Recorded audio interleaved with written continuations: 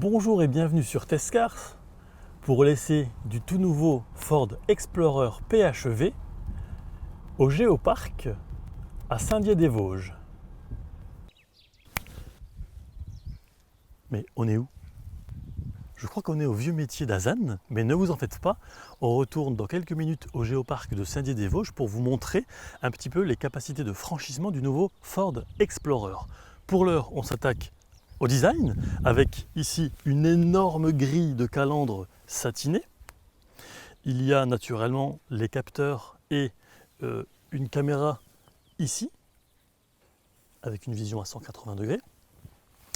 Les feux LED, avec des feux diurnes, donc des feux de jour. Les antibrouillards sont également à LED. On poursuit ici avec des jantes de 20 pouces. Les pneus sont d'une taille de 255 55 R20, avec ils intègrent également le système de contrôle de pression des pneus.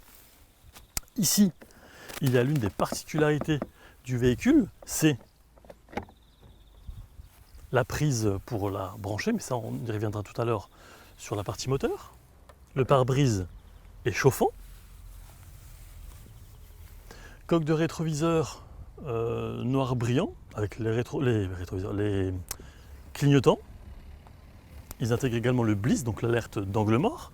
Alors ici nous avons les longerons également en chrome satiné, tout comme les inserts dans les portières, dans les poignées de portière, pardon, qui elles sont de couleur carrosserie.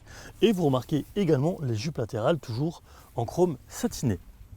On poursuit un petit peu avec, sur la deuxième et troisième rangée, le vitrage surteinté.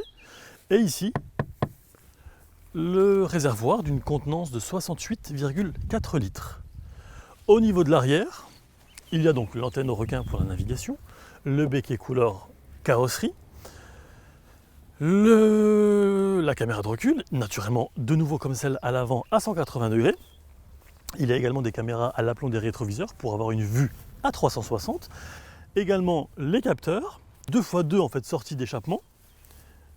Et il y a aussi un petit truc ici qui est sympathique. C'est l'ouverture simplement avec le pied du coffre. Mais apparemment, voilà, je l'ai fait hors caméra, ça marchait maintenant. Ça ne fonctionne pas, donc on va le faire simplement en appuyant ici. Alors la contenance, on va en parler un petit peu après. Sachez juste que le câble de charge ici se cache ou se range plutôt en dessous. Enfin, pour terminer la partie arrière, sachez que le véhicule dispose d'un pré-équipement pour une attache remorque, la capacité de remorquage étant de 2,5 tonnes. Et enfin, les feux arrière sont également à LED. On passe maintenant au moteur. Au niveau des dimensions, on est sur 5,49 m de long, 2,2 m de large avec les rétroviseurs et 1,77 m de haut. Alors ici, déjà, j'aurais apprécié un vérin hydraulique. Voilà. Alors, au niveau du moteur, il y en a deux. Il y a un essence 3 litres turbo 6 cylindres de 363 chevaux, 555 Nm de couple, mais aussi un moteur électrique pour un total de 457 chevaux. Pour un couple camionnesque de 825 Nm. Le 0 à 100 est abattu en 6 secondes 0,3, ce qui est plutôt pas mal au regard du poids du véhicule qui fait plus de 2,2 tonnes. C'est donc une version PHEV, on l'a déjà dit, 4 roues motrices, associée à une boîte automatique à 10 rapports. Au niveau de la consommation, on est entre 6 et 7 litres au 100, ce qui est plus qu'honorable, encore une fois, en tenant compte du gabarit du véhicule et de son poids.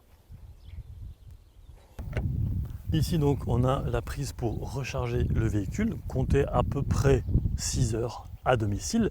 Et ce qui est très bien, c'est qu'en fait, au fur et à mesure que la charge avance, eh bien, vous aurez ces petites sections, je vais appeler ça des sections, bleutées, qui vont augmenter jusqu'à atteindre le sommet une fois que la voiture est complètement chargée. À savoir que vous avez toujours une sécurité pour que personne ne puisse vous la débrancher, donc il faut la clé sur soi, et vous pouvez également paramétrer la charge pour qu'elle démarre notamment en heure creuse. Bon, vu les dimensions de l'engin, on va l'avancer un petit peu pour vous présenter l'intérieur. Ce sera nettement plus pratique. L'habitacle est digne d'une premium avec des panneaux de porte gainés de cuir, siège et rétro mémorisables. Ici, vous remarquez quelques-uns des éléments du système BO pour Bang & Olufsen, composé de 14 haut-parleurs plus un sub pour un total de 980 watts. Et je fais le parallèle avec le système Active Noise Cancellation qu'on a déjà vu sur le Ford Kuga, qui analyse en fait les bruits et les annule. Donc en résumé, c'est hyper calme à l'intérieur. On poursuit avec les seuils de porte éclairés. Les sièges sont mi-cuir, mi-simili, micro-perforés de couleur ebony avec surpiqûre et appuie-tête brun. Pour en revenir aux sièges, ils sont à l'avant électriques sur 10 directions, chauffants, ventilés, ça c'est un bonheur, sur 3 niveaux, avec un support lombaire. Il y a également le volant chauffant en cuir, avec surpiqûre, qui est réglable en hauteur, en profondeur et qui intègre également les palettes. Alors les palettes, c'est plus utile, je dirais, pour rétrograder afin de récupérer un petit peu plus d'énergie au freinage. Et maintenant, on part sur le tableau de bord. Le tableau de bord est digital de 12,3 pouces et il est également et surtout gainé de cuir. Il y a également ici une finition avec des inserts en bois, du plus bel effet. Au centre, il y a un écran tactile de 10 pouces, vertical comme vous pouvez le voir. Alors assez déroutant au départ, finalement, après quelques jours d'utilisation, on s'y fait. Donc on retrouve l'affichage des différentes caméras. Alors par exemple, voilà, ici on est sur la marche arrière, la caméra arrière à 180 degrés. Et juste en dessous, une commande, un bouton physique pour celle à l'avant. Alors on va reprendre le menu principal. Voilà. Donc connexion du téléphone, audio téléphone c'est facile, navigation appli. Mais ce qui est pas mal aussi c'est dans réglage, l'assistance au conducteur. Là il y a pas mal de choses. Donc vous allez pouvoir régler vraiment pas mal de choses et je vais vous parler uniquement moi, du régulateur de vitesse parce qu'en fait il y a une marge de tolérance. La voiture en lisant les panneaux, ici par exemple vous voyez qu'elle lit 100 et moi quand c'était 100, eh bien la voiture était à 105. Donc je ne comprenais pas jusqu'à ce que je découvre qu'en fait la tolérance avait été mise à plus de 5 km/h. Donc évidemment je l'ai remis à 0. Ça m'évite d'avoir des photos à la maison, ou presque. Donc voilà, il y a aussi l'alerte d'angle mort. L'alerte d'angle mort pour la remorque, on fait difficilement plus complet. Mais au chapitre sécurité, on va y revenir un petit peu plus tard. Alors je reviens dans les réglages et ce que j'ai utilisé moi, c'est les sièges. Parce qu'en fait les sièges, je pensais qu'ils disposeraient d'une fonction massage mais intégrée au siège. Eh bien non, c'est sur cet écran. Voilà. Ensuite, on va mettre en navigation, voilà, en grand, très lisible, réactif, vraiment top. En dessous, vous avez donc les commandes des sièges chauffants et ventilés sur 3 niveaux, conducteur et passager. La clim automatique 3 zones, 2 zones à l'avant, 1 à l'arrière. Ici, il y a tout ce qui est connectique plus rangement, donc une prise 12 volts. Une prise USB classique, une prise USB-C juste ici. Alors ici vous avez 2 porte-gobelets avec parfois la possibilité de fermer ce compartiment. Bon là ça ne l'est pas, peu importe. Le sélecteur de vitesse, donc drive, neutre, marche arrière et parking. Il y a aussi le mode M pour manuel, donc là on va passer les vitesses avec les palettes. Frein main automatique. Mode EV, donc en fait ce sera en fait les modes de conduite électrique, donc fonctionnement normal, conduite en tout électrique. Ici on peut aussi forcer le moteur thermique à recharger celui électrique. Ici on est sur une commande qui va vous faciliter le stationnement. Plus bas on a une commande qui va permettre de ralentir la véhicule, donc c'est l'aide en descente. Et ici, on est sur l'anti-patinage désactivé. Important, le drive mode, donc cette petite molette ici, va vous permettre de choisir entre 7 modes. Normal, sport glissant, neige, sable, hors-piste, éco ou remorquage. Grâce à ce que Ford appelle Terrain Management System. Donc en fait, ça va vous permettre d'évoluer sur différents revêtements. Et ça, on va voir ça au Géoparc à Saint-Dié-des-Vosges. Il y a ici un chargeur par induction, positionné assez étrangement, je l'aurais plutôt vu vers l'avant, car pour l'ergonomie, on repassera. Par contre, lorsque la charge démarre, comme vous avez pu l'entendre, un petit son est émis et c'est également affiché sur l'écran central. Ici, un accoudoir fixe, pareil, en général on a l'habitude qu'il coulisse, bon là il est fixe mais il est quand même assez vaste. On passe maintenant à la deuxième rangée. Véritable puits de lumière, voilà, le toit ouvrant, qui intègre également un système Solar Reflect pour refléter les rayons UV, avec toujours un store électrique. Ensuite, au niveau de la deuxième rangée, vous avez ici des pare-soleil intégrés, très pratique quand il fait une chaleur comme aujourd'hui épouvantable. Ensuite, là, il y a la clim avec des commandes dédiées pour la deuxième rangée. Les sièges sont chauffants sur les places extérieures. Les dossiers sont réglables sur les deux places extérieures toujours. Et les sièges sont coulissants. Et juste en dessous des sièges chauffants, en fait, j'aurais dû préciser qu'il y avait également une prise USB-C, une prise USB classique et même une prise 230 volts. Ça, c'est top. Vraiment connectique complète. Et un rangement en dessous. Et sur le dossier des sièges avant, vous pouvez mettre encore des bouquins ou toute autre chose. On passe à la troisième et dernière rangée. Alors du haut de mon mètre 81, on va essayer de s'installer à l'arrière, à la troisième donc et dernière rangée. Bon ben, rien à dire, hein, c'est facile. Alors, même en rabattant la deuxième rangée de sièges, je l'ai déjà fait, ça va. Franchement, je pourrais voyager sans trop de difficultés. J'ai au-dessus de moi de l'aération, la liseuse, sur les côtés encore de l'aération. Franchement, au volant, allez hop, on y va. On passe au coffre. Les sièges sont rabattables électriquement sur la troisième rangée. Donc d'abord les appuis-têtes et ensuite les sièges. Alors, j'en profite pour vous parler un petit peu maintenant du volume de chargement, puisque dans cette configuration de place, il y a 2274 litres de volume de chargement. En configuration 5 places, on est à 1137 et en configuration 7 places à 330. Au chapitre sécurité, le véhicule dispose de beaucoup de choses, à commencer par le contrôle de traction avec contrôle du couple et contrôle de la stabilité, afin d'éviter toute prise excessive de roulis, l'aide à la descente en pente, on a vu la commande à l'avant, l'aide au démarrage en côte, un poil trop brutal la première fois, car il suffit simplement d'effleurer la pédale pour que le véhicule avance, mais finalement on s'habitue vite. Le démarrage sans clé, alors en tout électrique, le klaxon s'active 2 fois si on sort en fermant la portière, et que le véhicule donc ne fait aucun bruit puisque il fonctionne en électrique. Il y a l'aide au maintien dans la voie, l'alerte d'angle mort, le régulateur de vitesse adaptatif avec la lecture des panneaux. Attention quand même aux sorties d'autoroute à 90 km/h par exemple, où là vous passez de 110 ou 130 à 90. C'est pas franchement agréable et d'une sortie à l'autre, on a même tendance à oublier que le système n'est pas infaillible et ça peut être pénible.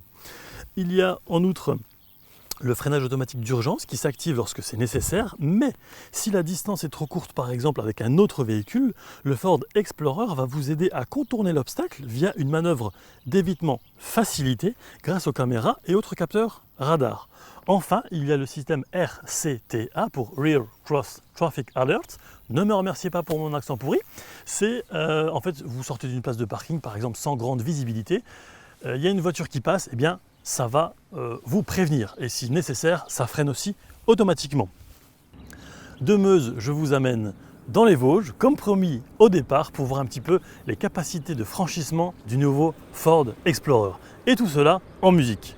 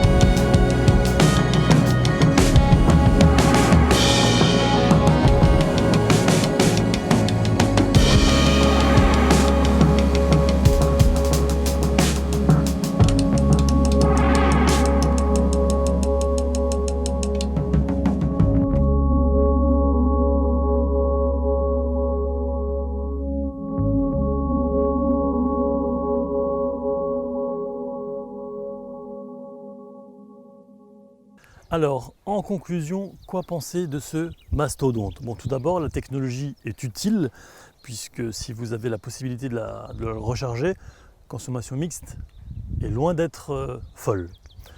Confort 5 étoiles, on a l'impression, même sur des dodanes, de voguer. C'est assez impressionnant.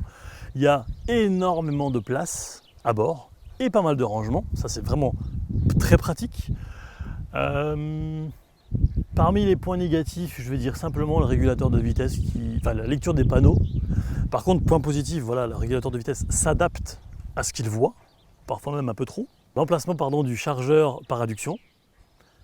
Pour le reste, oui, c'est vrai que le gabarit est quand même impressionnant, donc quand on sort du garage, quand on va la chercher, il faut un petit temps d'adaptation. Par contre, j'ai vu des 4x4 allemands, par exemple, qui se mettaient sur le côté pour me laisser passer. Ça n'arriverait pas avec ma voiture perso. Plutôt pas mal. Effectivement, quand on le voit arriver dans le rétro, la calandre en impose, avant même qu'on voit le gabarit, parce que le gabarit, on pourrait penser au premier abord à un Range Rover, par exemple, alors que là, le prix est tout autre. D'ailleurs, j'en ai pas parlé du prix. On est à 78 000 € à peu près dans cette configuration, et il n'y a que 2 finitions, ST-Line et Platinum. Donc il n'y a pas énormément de choix, ce qui en soi est plutôt pas mal puisque le véhicule est déjà très bien équipé. Et vous l'avez vu, ses capacités de franchissement, franchement, quand on m'a dit que j'allais aller sur une piste de 4x4, oui, ok, mais faire ce qu'on a fait, je ne m'y attendais pas et je m'attendais encore moins à ce qu'il puisse le faire, puisqu'il n'y a pas de suspension qui monte ou qui descende. Les pneus, ce sont des pneus d'origine, les mêmes que vous aurez si vous achetez cette voiture, donc il n'y a aucune modification. Et ça, franchement, ça a été assez bluffant, et pour moi, et pour ceux qui ont pris des photos et la vidéo. J'ai fait à peu près, un peu plus que 1000 km lors de cet essai, dont 400 en électrique, ce qui est vraiment pas mal, dans la mesure, encore une fois, où l'on joue le jeu de la recharger. J'ai fait à peu près combien, 400 km avec la personne qui est derrière la caméra. Alors je vais lui poser quelques questions. Au niveau du confort, qu'est-ce que tu en as pensé? Au niveau de ma conduite sur autoroute et au niveau de ma conduite sur terrain 4x4, voilà, je pense que tout est dit.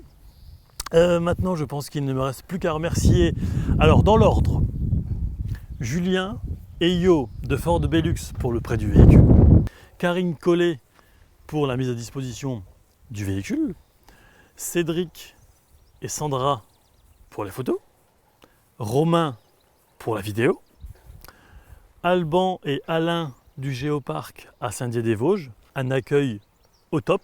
Ils sont passionnés, ça se voit parce qu'ils arrivent à transmettre certaines choses. Et en plus d'être passionnés, ils sont pros et très bons, notamment dans le guidage. Et enfin, David, des vieux métiers à Azan.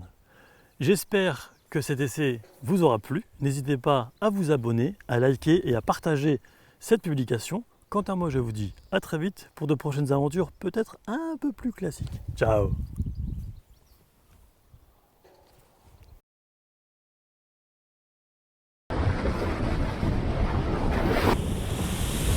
Oh putain, ma pauvre! Ouais.